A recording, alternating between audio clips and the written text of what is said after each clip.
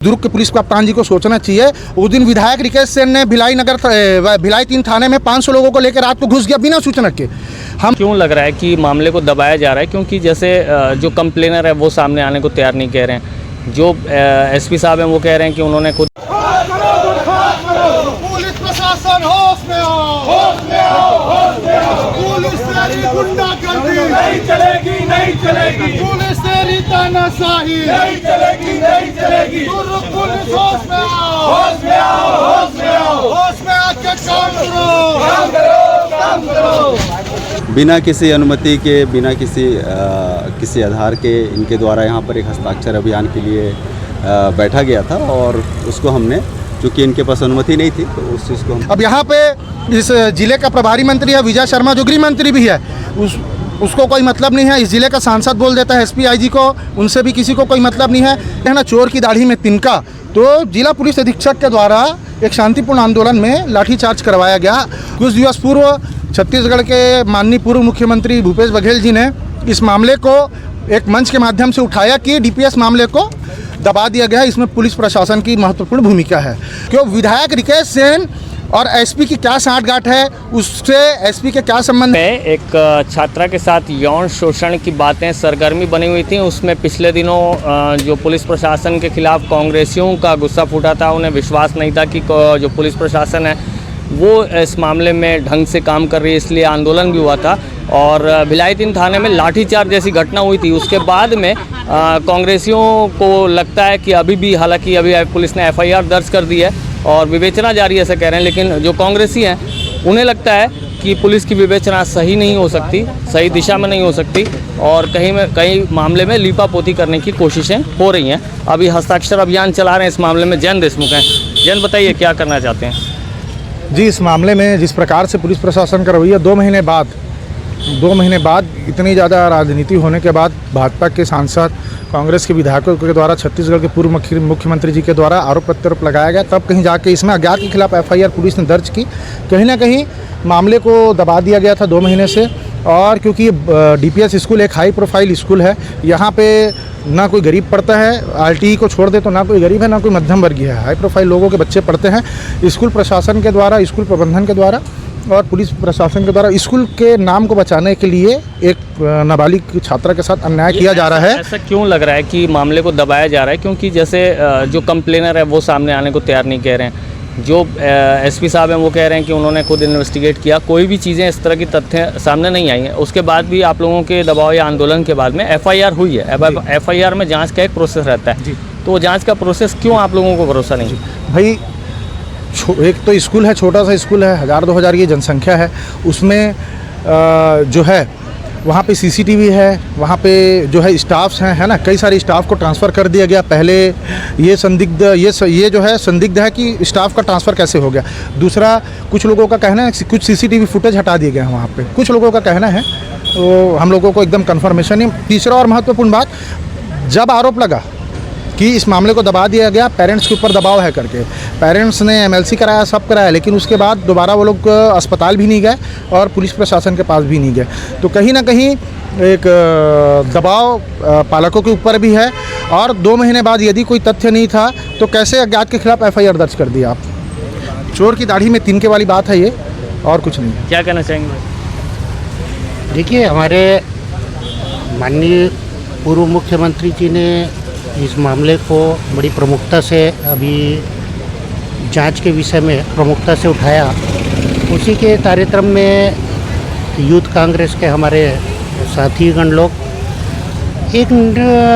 पहले तो इन लोगों ने किसी भी तरीक़ा का एफआईआर या कोई धारा ही नहीं लगाई, लेकिन काफ़ी सांसद जी और इनके भाजपा के लोगों ने भी जब बातें कही तो इन्होंने बड़ी मुश्किल से धाराएं लगाई। अब यूथ कांग्रेस से लेकर सभी लोगों का ये कहना है कि जब अभी धारा लगता है तो पहले ही धारा लगा के आप जांच करते हैं। आप जांच करके धारा लगा दिए हो। दूसरी बात कि भाई, जिनके ऊपर आरोप है, वो जहां आरोप हो रहा है, जिस पे लोग बाग कह रहे हैं, सामान्य आदमी जनता कर रही, यहाँ के पालकगण कर रहे हैं कि यहाँ घटना हुई है, तो उस घटना के लिए जो वहाँ के मुखिया हैं, प्रिंसिपल साहब, तो प्रिंसिपल साहब जब तक वहाँ पर प्रिंसिपल के पद पर बैठे रहेंगे तो जांच निष्पक्ष कैसे होगा?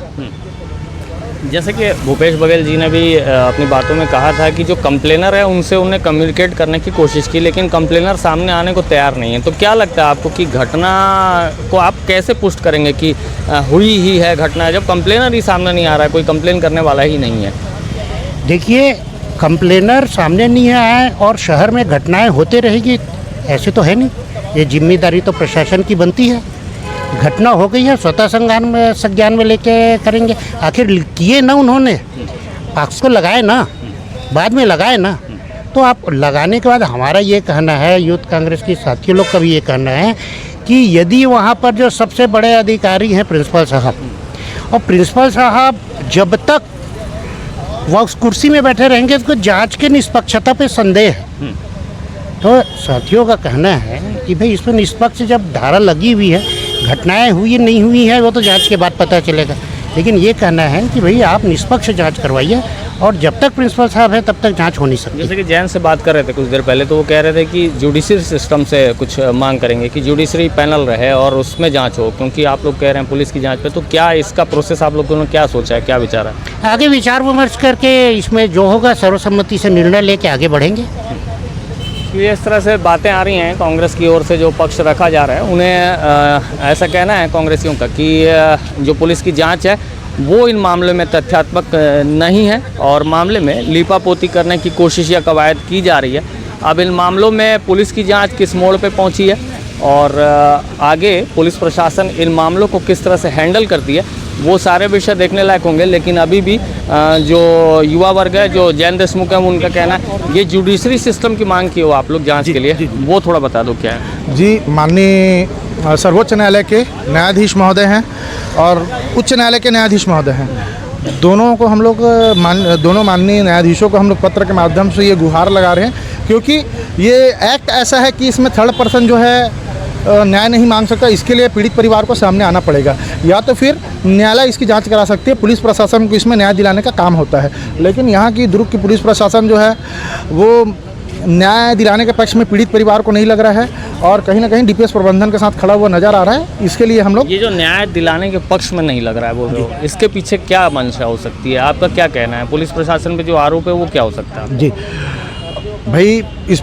जिले के प्रभारी हैं माननीय विजय शर्मा जी, जो कि गृह मंत्री भी हैं छत्तीसगढ़ के, और प्रभारी मंत्री जी भी हैं।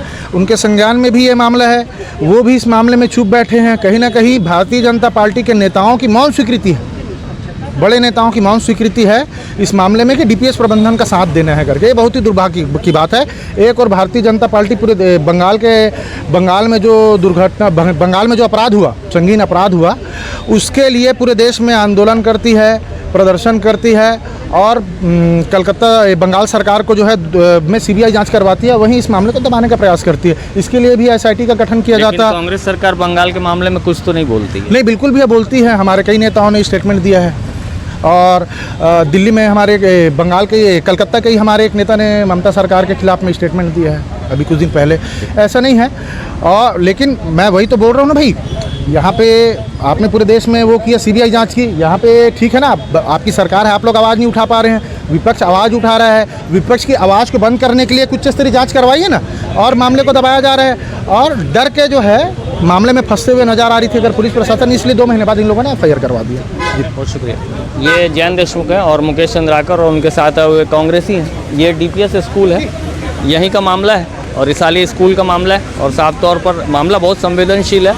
आरोप प्रत्यारोप का दौर भी चल रहा है। हालांकि पुलिस प्रशासन ने एफआईआर लॉन्च करके उस पर जांच शुरू कर दी है, लेकिन अब यह विषय कितनी आगे तक जाएगा, इन मामलों में क्या निर्णय पहुंच पाता है, क्या ये लोग जो मांग कर रहे हैं, जो जुडिशरी सिस्टम से मांग कर रहे हैं, क्या वो लॉगिन हो पाती है, क्या पुलिस प्रशासन इस मामले में किसी निष्कर्ष तक अपने आप को ले जा पाती है, ये सारा विषय देखने लायक रहेगा और देखने वाला रहेगा। आगे जो भी इन विषयों में जो भी गतिविधियां होंगी हम आप तक जरूर पहुंचाते रहेंगे। हमारे चैनल का नाम नेशन फर्स्ट एबीके है। मेरा नाम शशिकांत तिवारी है। हमें देखने के लिए, प्रोत्साहित करने के लिए बहुत बहुत धन्यवाद। आप इस विषय पे, इस वीडियो पे, इन बातों पे क्या कुछ कहना चाहते हैं, आपका कमेंट बॉक्स में ज़रूर रखिएगा। फेसबुक पे आप हमें देख रहे हैं तो वहाँ भी चैनल को फॉलो कर लीजिएगा और वहाँ भी अपने कीमती विचार जरूर रखिएगा। बहुत बहुत धन्यवाद। पुलिस प्रशासन होश में आओ, होश में आओ, होश में आओ। पुलिस गुंडा नहीं चलेगी, नहीं चलेगी। पुलिस तेरी तानाशाही नहीं चलेगी, नहीं चलेगी। पुलिस होश में आओ, होश में आओ, होश में आओ, होश में आके काम करो, काम करो, काम करो। चला दो, बाइक ले ले।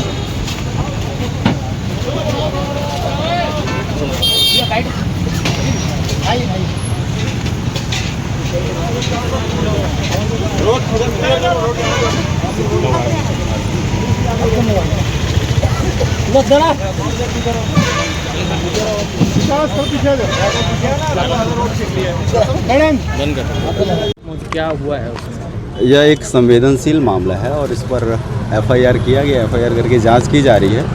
बिना किसी अनुमति के, बिना किसी आधार के इनके द्वारा यहाँ पर एक हस्ताक्षर अभियान के लिए बैठा गया था और उसको हमने, चूँकि इनके पास अनुमति नहीं थी, तो उस चीज़ को हमने जब्त किया है और इनको यहाँ से हटाया है।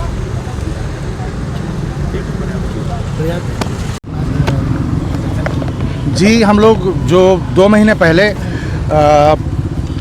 मतलब मीडिया के माध्यम से ही हम लोगों को ज्ञात हुआ था कि दुर्ग में एक नाबालिग छात्रा के साथ अनाचार हुआ है और जिसको जो है मामले को डीपीएस स्कूल प्रबंधन के द्वारा दबा दिया गया है। पुलिस प्रशासन तक भी बात पहुंची थी, लेकिन पुलिस प्रशासन के द्वारा कार्रवाई के नाम पे सिर्फ समय व्यतीत किया जा रहा था। 2 महीने टाइम पास कर दिया। विगत कुछ दिवस पूर्व छत्तीसगढ़ के माननीय पूर्व मुख्यमंत्री भूपेश बघेल जी ने इस मामले को एक मंच के माध्यम से उठाया कि डीपीएस मामले को दबा दिया गया है, इसमें पुलिस प्रशासन की महत्वपूर्ण भूमिका है। उसके बाद जब दूसरे दिन आंदोलन हुआ तो बोलते हैं ना, चोर की दाढ़ी में तिनका, तो जिला पुलिस अधीक्षक के द्वारा एक शांतिपूर्ण आंदोलन में लाठीचार्ज करवाया गया और इस मामले में दबाव में आकर जब मीडिया में मामला जो है तूल पकड़ने लगा तो दबाव में आकर एफआईआर कर दिया गया।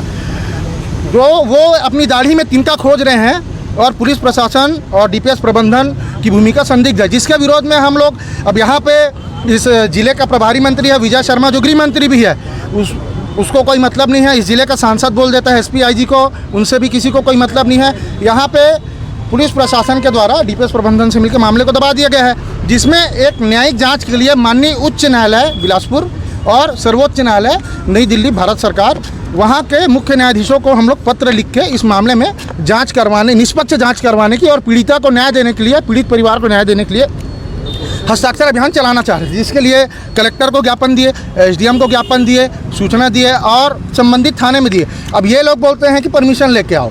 भाई 15-20 साल हो गया हम लोग जब से सामाजिक क्षेत्र में है, राजनीतिक क्षेत्र में है, ज्ञापन देते हैं, सूचना देते हैं, उसके बाद राजनीति करते हैं।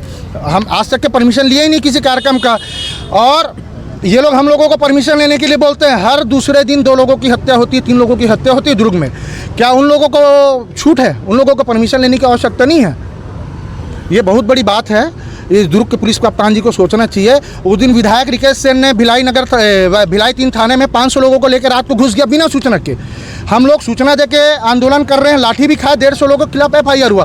क्यों? विधायक रिकेश सेन और एसपी की क्या साठगांठ है, उससे एसपी के क्या संबंध है कि उसके खिलाफ एफआईआर नहीं किया गया?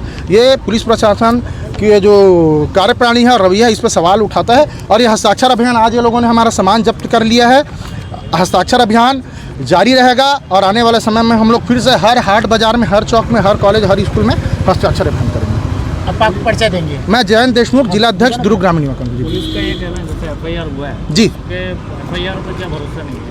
अज्ञात आरोपी के खिलाफ आप एफआईआर कर रहे हो, दुर्भाग्य की बात है। आपको मालूम है, इन लोगों ने बोला कि टीसी के लिए माता पिता ने आवेदन दिया है, उसमें एब्यूज़ किया गया है मेरे उसको करके मैं, और क्योंकि ये संदिग्ध मामला है इसलिए किसी का नाम लेना उचित नहीं है। एब्यूज़ प्रश्न को, एब्यूज़ जो सेंटेंस है उसको इन लोगों ने आधार मान के अज्ञात आरोपी के खिलाफ एफआईआर कर दिया। 2 महीने हो गया, सीसीटीवी गायब हो गया। वहाँ के जो स्टाफ थे, जहाँ पे ये जो क्लास था और ये जो बाथरूम था और जो घटना स्थल है, वहाँ के स्टाफ को भी चेंज करके दूसरे ब्रांच में भेज दिया गया है, ऐसा हम लोगों को सुनने में आया है। इस मामले की अगर शुरुआत में ही जांच कर दी जाती तो अभी तक के आरोपी जेल में चला जाता, लेकिन इस मामले को न्यायालय से जी हम इसमें निष्पक्ष जांच के लिए एक कमेटी बनाने बोलेंगे, जिससे दुर्ग पुलिस को, दुर्ग पुलिस अधीक्षक और जो संबंधित जांच अधिकारी हैं उनको दूर रखा जाए और एक निष्पक्ष कमेटी बना के, जैसे बाल संरक्षण आयोग है और कई सारे आयोग हैं और जो हमारे रिटायर्ड जज होते हैं, दुर्ग के जो जज होते हैं, उनके माध्यम से जांच करवाए, इसकी मांग करें।